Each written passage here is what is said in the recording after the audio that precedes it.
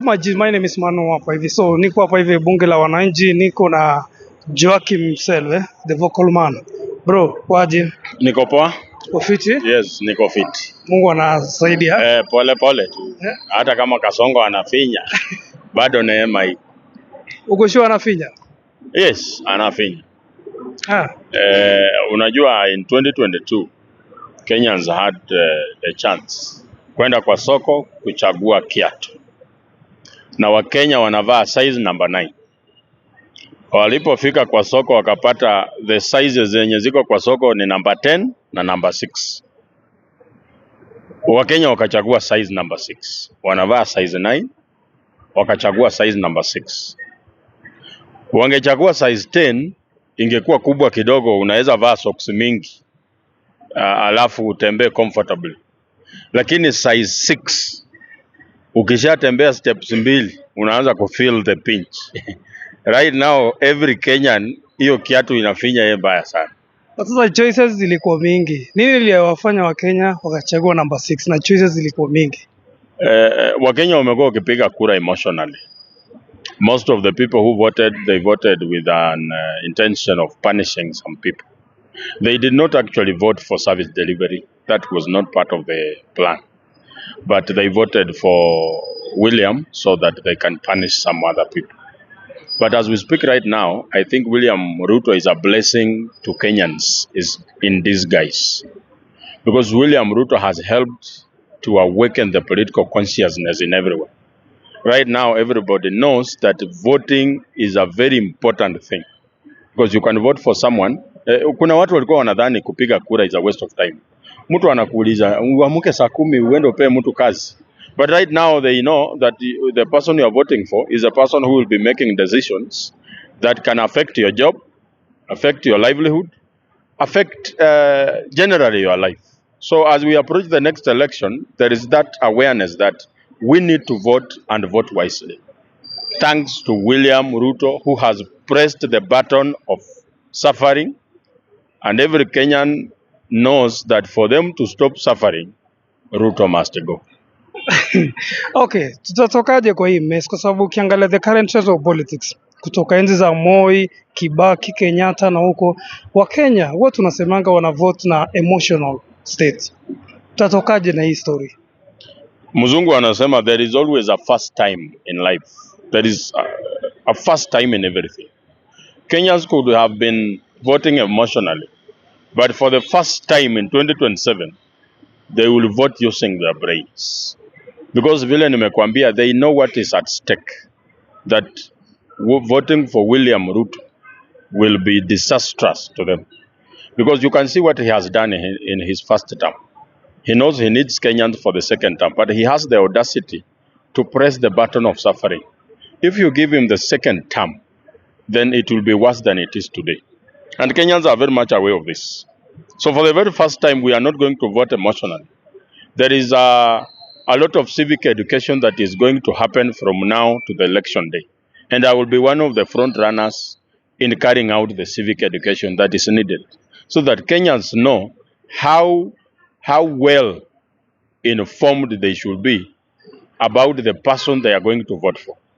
Wanatuambianga politics is about interest. They have never told us whose interest. We have come to realize that we vote for the interest of those who are vying and not our interests. This time as you vote, ask yourself, what is in it for you? Why are you voting? Why are you voting for that particular person? What has he done? Where did he work before he vied? What is his track record? Once you ask yourself those questions, you will come up with a candidate that is a safe pair of hands for the growth and prosperity of this country. Does it mean this economy problem tuko nayo? Does it mean tuseme percentage kubwa ilikosiwa na deputy president kuimpeachiwa? Before deputy president was impeached, the country was already in shambles. People were complaining. And we were already in opposition. Gachagua amekuja akatupata when we are complaining. He joined us in a team of complaining. The economy the economy problem has been there for a very long time. And the reason why Kenyans are very particular with William Ruto is because William Ruto said that he knows where the problem is. He knows how to solve that problem. He talked about the economy time without number during campaigns. And he said his administration will not be about positions. It will be about economic renaissance. And people are actually asking, you said you know what the problem is. You said you can solve this problem. During your campaigns, you had something called the plan. Where is that plan? And then he goes to the office and does the exact thing he said he will not do. That's why people are bitter. And there is a lot of hubris, arrogance in his government, that when you try to complain, his ministers come and say, you are complaining because you use drugs and you have a mental problem. You see, instead of looking at what is the problem, they insult people who are saying there is a problem here. So that's why people are so much against. You know, in the run-up to the finance bill last year, there was a lot of arrogance. And that's why Gen Zs came up and said, no, this is our country. You can't talk to us like this. You cannot eat, fill your stomach, and vomit on our shoes. That's why you saw members of parliament running for their life from the chambers of parliament. And the same thing is repeating itself. It's like these people do not learn, and they have made a decision that they will never learn. That's why I am seeing trouble tukikaribia mambo ya finance bill. Jana, this week actually, president ako Mount Kenya rallies mambo ya campaign 2027. Jana amekuwa na interview. You will watch, obvious. Just give us statement about that. Nini unaiona aje kitu aliongea jana kuhusu impeachment, mambo ya launching project, kila kitu? I saw the typical William Ruto, the person who involuntarily starts lying whenever he starts. So he was lying. He lied about a lot. He talked about markets that had been launched during Uhuru's time, and he's the one who had launched them. He talked about Rigathi Gachagua asking for 10 billion. Rigathi Gachagua is not the first person to ask for money in support of someone. Politics is about interest. Is that okay? Now Gachagua asked for, if he asked for 10 billion, what did William Ruto ask from Uhuru Kenyatta in 2013 before he agreed to be his deputy president? He also asked for money, and it's in public domain. So why does he feel bitter when Gachagua does the same? He was already on the alikuwa shaingia kwa deputy. 2013 Ruto ako ameingia, so they were bargaining on the table. Now the case is this, deputy Gachagua alikuwa ameshaingia ndani, so anauliza pesa ya maybe Uhuru Kenyatta alipatia Ruto before waingie, but Ruto alifaa apatie Gachagua wakishaingia. So tukishaingia na nikwambie bwana, plan tulikuwa nayo before tuingia, so unipe yangu alafu uanze kuruka hiyo story. You see? So right now as we speak, you cannot trust anything President Ruto says. You cannot believe it, because we have given him enough time to prove that he can actually mean what he says. And most times he does not. What we know, what he's doing in Mount Kenya is not actually going to do anything that is meaningful. It's hoodwinking the people of Mount Kenya into thinking that he is not a bad person, when we know that he has only gone there to try and convince them, because he knows that losing the Mount Kenya vote basket is tantamount to losing the presidency. So he has to go there and beg them. What about broad-based government? Baba asha join ndani. Yeah. So obvious tuna expect economy pande juu ama kunaendaje? Sahi baba ni kama yule mzazi amerudi kwa nyumba jioni akaanza kunywa uji ya mtoto. Bibi yake kumuuliza mbona unakunywa uji ya mtoto? Anaanza kusema ati ni mimi uwanga nanunua chakula kwa hii nyumba. Ni mimi nimelea huyu mtoto mpaka afike hapa. So nikikunywa uji ya mtoto shida iko wapi? Baba sahi ni mtu ambaye alipata watoto wanakula, wamewekewa pudding, akawanyang'anya, kaanza kukula. So I said anything. It is not helping anyone. The people he donated to government in terms of experts are in the papers as thoughtless experts. People who are doing the exact things they were against when they were not in the office. Raila Odinga is quiet when there is an increment of 366,000 for each member of parliament. when the basic salary of a JSS teacher is 36,621. So one member of parliament is given money that should be given to 10 teachers. So in 1 month, the members of parliament will be consuming money meant for 4,200 teachers. You can see that. In a country where doctors are striking because of lack of money, in a country where healthcare is not functional because of lack of money, but the members of parliament are being given a lion's share. You understand? And nobody's talking about it. If Raila is about efficiency, the way he talks about it and joining government, he should have advised the government, his experts, what are they doing? We can see the same ineptitude that was there before they joined. Huwezi changanya maziwa na oil na uexpect kwamba maziwa itabadilisha oil ikuwe kitu mzuri. Itabakia, utakuwa umeharibu hiyo maziwa. So mambo ya broad based is not about anyone. It's personal. It's personal. It's personal to them. It's about their survival. It's not about us. Yeah. It's about them. Yeah. It's about how they should. It's actually about them against us. So let no Kenyan expect that just because there is a rapprochement between President Ruto and Raila Odinga, things will start working. It will not. For the past 2 weeks, 3 weeks hapo hivyo kumekuwa na mambo hapo hivyo tribal politics like uliona tukiwa na game ya Gabon versus Harambee Stars, nani Salasha alipigwa hivi na pale na watu wakaingiza politics. How does it mean Kenya is a tribal politics plays the biggest part? There are concerted efforts from the government to push Kenyans into playing tribal politics, because tribal politics is only beneficial to the political elites and not to the Kenyan people. And when you when you play politics that's not tribal, the standard goes up, and most of the politicians will not measure up.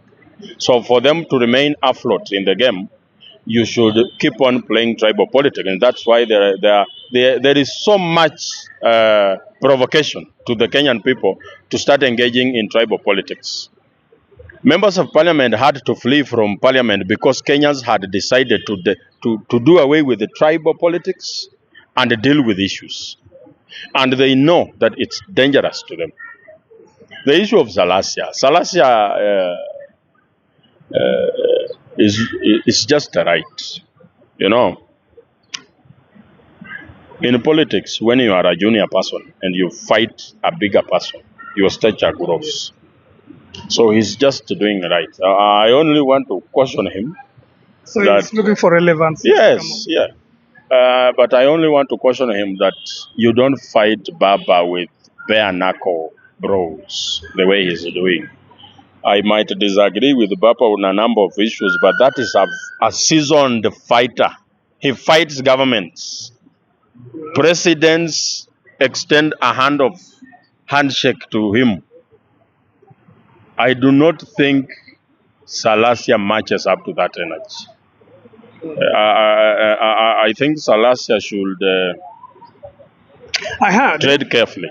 I heard Salasha was talking, and he was talking about how Raila Odinga amekuwa kimes na Luhya Nation, of which ukiangalia politics ya Kenya, if Luhya Nation wangekuwa pamoja united, hatungekuwa na hizi mess like tribal politics, like if you don't get voted by this tribe, usipoingia na hii tribe huwezi ingia. Do you think ni ukweli Baba ndo amemess na Luhya Nation hadi wako hivyo? Ever since Wamalwa Kijana died, the Luhya community has been orphans in politics, and they have been having a guardian in the name of Raila Odinga. Na mzazi wa kambo hawezi kulea kama mzazi wako. So Waluhya ambao wamekuwa mayatima kisiasa wamefika rika ile ya kujua na huyu mzazi wa kambo hapana, kuna vitu anatukanyagia chini. So I can say yes, Baba plays a parent to the Luhya community, but it's about time the Luhya community produces someone who takes care of their interests. So Salasia is right the way I say. He's very right. Yes. Najua una time Okay, for future reference wewe kama Joaquin, do you think if one day the oppressors calls you, waseme Joakim, shika hii pesa, kwa sababu si unajonga poverty is the enemy. Waseme Joakim, kuja tufanye kazi pamoja, shika hii pesa, denounce your fate for fighting for the equality of the Kenyans people, utakubali? Right now, if you want your star to dim in an instant, go work with William Ruto. I understand this. If they call me today and I join them, my political career is done. And I want to be on the right side of history. So I am not doing this to attract them so that they silence me with some bags of money. I'm doing this out of concern that there should be better life for the Kenyan people. When there is better life for everyone, I will also get better life. Yeah. Yes, because when the inflation comes down and there is business opportunities, there is jobs, I'm also going to benefit. That's why I'm pushing for good life for everyone, me included. Lakini kuniita peke yangu alafu uache watu wengine nyuma, hata ile watanipea sita enjoy, because nikikuja mahali kama hapa watu wananiomba fare ni wengi. You realize jioni unapata umetumia 3,000 kupea watu fare. But if the economy was doing well, all those people who are asking for fare, they will be having their own money. So you will save what you have. Okay. Yes. Are you planning for any seat 2027? Yes, yes. The member of parliament for Kandui constituency should be prepared to go home. Because I am not joking. I am sending him home very early in the morning. Yes, because he has ticked every box and qualified to be a person who should go home in 2027. He has messed up CDF, a person who doesn't talk about the interests of his people in parliament, a premium stage where you should air your views. He does not. He works in the villages hoodwinking people. So the members, people of Kandui, should be prepared to vote me in as their member of parliament, and I will ensure that they get the service they have never got since independence. Thank you so much bro. Nimeshukuru Pamoja sana. mkuu. Haya.